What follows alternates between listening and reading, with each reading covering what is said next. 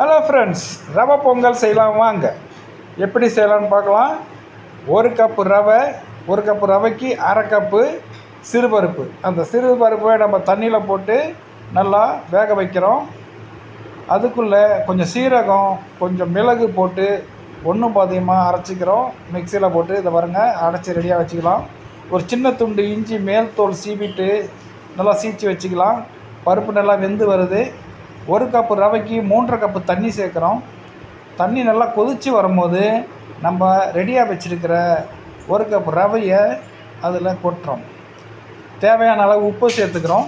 நல்லா கிளறி விடுவோம். நல்லா மிக்ஸ் ஆகட்டும் உப்பும்.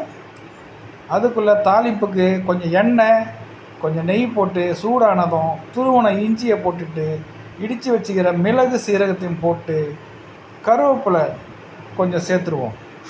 முந்திரி கொஞ்சம் போட்டுட்டு பெருங்காயத்தூளும் கொஞ்சம் சேர்த்துக்கலாம். தாளிச்சதை எடுத்து கொதித்து வர அந்த பொங்கல், ரவை பொங்கலை சேர்த்து நல்லா மிக்ஸ் பண்ணி விட்டுருவோம். பொங்கல் ரெடி. கொஞ்சம் நேரம் ஆறுனதும் நல்ல பதத்துக்கு வந்துடும். ட்ரை பண்ணி பாருங்கள், ரொம்ப நல்லாயிருக்கும். இதுக்கு சட்னி சாம்பார் சூப்பராக இருக்கும்.